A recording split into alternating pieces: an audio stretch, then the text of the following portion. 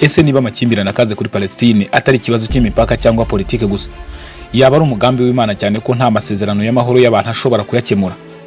Mu binyejana byinshi abayobozi b'isi, ibihugu bikomeye n'amahanga bagerageje kwiyitirira ubu butaka, ariko ibisubizo bigahora bisa n'ibidashoboka. Ariko se niba impamvu nta gisubizo na kimwe kigeze gikora, byaba ari uko urugamba rwa Palestine rutagenewe gukemurwa n'amaboko y'abantu nk'uko Bibiliya ibivuga? Ruriya rugamba rurimo kuba kuri ubu butaka rwahanuwe mu bihumbi by'imyaka ishize, kandi si ikibazo cya politike cyangwa ubutaka gusa, ni ikibazo cy'ubuhanuzi.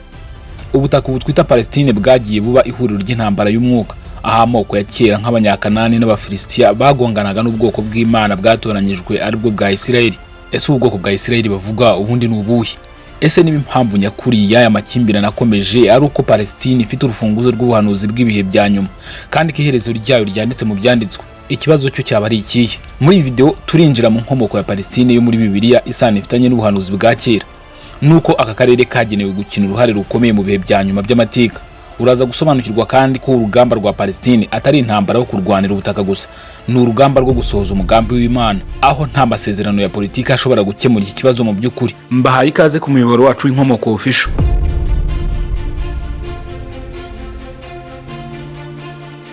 Kugira ngo dusobanukirwe inkomoko ya Palestine muri Bibiliya, tugomba kubanza kureba inyuma kuri Kanani, ubutaka bwa kera Bibiliya ivuga ko ari umunani Imana yasezeranyije Aburahamu n'abamukomokaho. Ubutaka bwa Kanani ahanini buhuye n'icyo bari Israeli n'intara ya Palestine, bwari butuwe n'amoko n'amahanga atandukanye mbere y'uko Abisiraheli bahagera.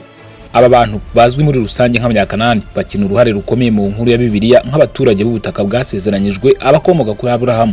Itangiriro igice cya 10 ku murongo 15 kugeza ku 19 hatanga urutonde rw'abakomoka kuri Kanani, umuhungu wa Hamu, umwe mu bahungu batatu ba Nowa. Muri abo bamukomokamo harimo Abasidoni, Abahiti, Abamori, Abayebusi n'andi moko yari atuye ubu butaka.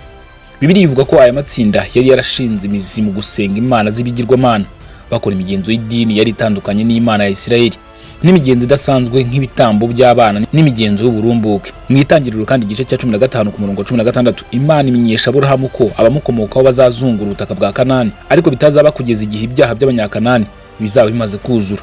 Uyu murongo ugaragaza ko icyemezo cy'Imana cyo guha ubutaka bwa Kanani Isiraheli kitari isezerano ku Bisiraheli gusa, ahubwo cyari n'igikorwa cy'urubanza ku baturage b'ubwo butaka kubera ubugome bwabo bwakwirakwiriye. Abanyakanani mu buryo bwinshi ni ishusho ya Bibiliya y'amahanga ahagarara arwanya ubwoko bw'Imana bwatoranyijwe bwitiriwe Isirayeli. Kwigarurira Kanani kw'Abisiraheli bayobowe na Yosuwa gusobanurwa mu gitabo cya Yosuwa, kwerekanwa haba nko gusohozwa nk'isezerano ry'Imana kuri Aburahamu, ndetse n'urubanza ruciriwe abanyakanani kubera ibinyejana byo gusenga ibigirwamana n'ubusembwa bw'imyitwarire. Icyakora ubu butaka bwari burenze urubuga rw'intambara yo kwigarurira, bwari bugenewe kuba ahantu ubwoko bw'Imana bwaba bukurikiza amategeko yayo kandi bukaba umucyo ku mahanga. Ubutaka bwa Kanani nyuma bwaje kumenyekana nka Palestine, bwari bwuzuyemo ubusobanuro bw'ubuhanuzi kuva mu kanya bwasezeranyijwe Aburahamu. Ariko amateka y'ubu butaka ntabwo arangirana no kwigarurira Kanani na Isirayeli. Kuhaba kw'amoko ya kera kw'abanyakanani, Abafilisitiya n'abandi byateguye urubuga rw'amakimbirane akomeje kugeza uyu munsi wa none. Amakimbirane yari gukomeza mu bihumbi by'imyaka. Itsinda rindi ry'ingenzi ryagize uruhare mu gusobanukirwa Palestine muri Bibiliya n'Abafilisitiya. Izina ryabo akaba ari ryo nkomoko y'ijambo rya none Palestine. Abafilisitiya bari abantu b'abanyenyanja bemerwa ko bakomoka i Kerete n'ibindi bice byo mu nyanja ya Eje, bimukira mu turere tw'inkombe za Kanani ahagana mu kinyejana cya 12 mbere y'ivuka rya Yesu Kristo. Bashinze imijyi itanu ikomeye nka Gaza, Ashkeloni, Ashidodi, Ekuloni na Gati. Iyo yose hamwe yaremaga Ubufilisitiya. Abafilisitiya ni bamwe mu banzi bazwi cyane ba Isiraheli muri Bibiliya, bagongana hato na hato n'Abayisiraheli mu rukurikirane rw'intambara za gisirikare. Abafilisitiya bavuzwe bwa mbere mu ntangiriro igice cya 21 ku murongo wa 32 mu gihe cya Aburahamu, ariko uruhare rwabo rukomeye ruza mu gihe cy'abacamanza n'intangiriro y'ubwami bwa Isiraheli. Umufilisitiya uzwi cyane ni Goliyati, rwa rugabo rw'igihangange rwaneshejwe n'umusore Dawidi. Ni kimwe mu bihe bikomeye muri Bibiliya. Muri Samweli wa mbere igice cya 17 intsinzi ya Dawidi kuri Goliyati ntiyagereranyaga birenze intsinzi ya gisirikare gusa, cyari igihe cy'intsinzi y'umwuka aho imbaraga z'Imana zatsindaga imbaraga z'abanzi ba Isiraheli. Icyakora Abafilisitiya bari barenze abanzi ba gisirikare gusa, bahagarariye mu nkuru ya Bibiliya imbaraga z'umwuka n'urwanya ku bwoko bw'isezerano ry'Imana. Abafilisitiya basengaga Imana nka Dagoni, Bayali na Ashtarote, kandi kuhaba kwabo mu butaka bwa Kanani kwari iterabwoba ridashira kwiyobokamana rya Isirayeli. Abafilisitiya kenshi bagereranywa nk'ihwa mu rubavu rwa Isirayeli, ariko nanone bakora nk'ibikoresho Imana ikoresha mu gutabara Isirayeli iyo batatse basaba ubufasha. nk'uko bigaragara mu nkuru ya Samusoni, abacamanza igice cya 13 ku murongo wa 16 na Dawidi. Ingaruka iramba y'Abafilisitiya igaragara ndetse no mu izina ryabo. Nyuma y'imyigaragambyo y'Abayahudi ya Barikoba yo kurwanya ubutegetsi bw'Abaroma mu mwaka wa 135 nyuma y'ivuka rya Yesu Kristo, Abaroma bashatse gusibanganya ibiranga Abayahudi kuri ubu butaka, maze babuhindura izina babwita Palestine, babukuye ku Bafilisitiya nk'umwanzi wa kera wa Isirayeli. Iryo zina ryaragumye maze rihinduka ijambo dukoresha uyu munsi wa none, Palestine, nubwo Abafilisitiya baje kuzimira mu mateka nk'itsinda ry'abantu rizwe. Ingaruka zabo n'uburwanyi bwabo kuri Isirayeli bikomeza kuvugira mu binyejana, bigaragarira mu makimbirane ya none hagati y'Abayahudi n'Abanyepalestine. Amateka ya Palestine hagati y'ibihe bya Bibiliya n'ibihe bya none arangwa no kwiganza kw'ibihugu by'amahanga. Nyuma yo kugwa k'ubwami bw'Abanyababuloni, ubutaka bwanyuze mu maboko y'Abaperesi, Abagiriki n'Abaroma. Kwigarurira Yerusalemu kwa Kalifa Umari mu mwaka wa 637 nyuma y'ivuka rya Yesu Kristo kwaranze itangira ry'ubutegetsi bwa Kisilamu kuri Palestine, kandi mu binyejana byinshi ubutaka bwabaye igice cy'ubuyobozi bwa Kisilamu. Mu gihe cy'ubwami bw'Abaottomani bwagenzuraga akarere kuva mu mwaka wa 1517 kugeza mu ntangiriro z'ikinyejana cya 20, Palestine yabaye igice cy'ubutaka bunini bw'Abaottomani. Munsi y'ubuyobozi bw'Abaottomani, aka karere kabonyemo imivurungano y'abaturage b'Abarabu, Abayahudi, Abakristo n'Abayisilamu babanaga.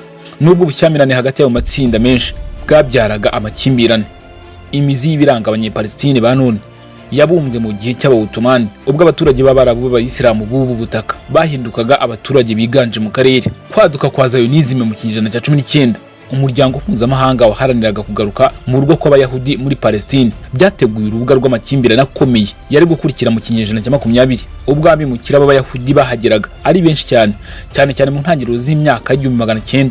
Ubushyamirane hagati y'Abarabu n'abimukira b'Abayahudi bwariyongereye bikomeye. Itangazo rya Balfour ryo mu mwaka wa 1917 ryatanzwe na guverinoma y'Ubwongereza ryashyigikiye ishyirwaho ry'urugo rw'igihugu rw'Abayahudi muri Palestine. Ibyo birushaho gukaza amakimbirane. Ubwo leta ya Isiraheli yatangazwaga mu mwaka wa 1948, amahanga y'Abarabu yari abikikije, harimo n'Abapalestine b'Abarabu bari batuye mu karere, barwanyije bikomeye ishyirwaho rya leta y'Abayahudi mu cyo babonaga nk'ubutaka bw'Abarabu.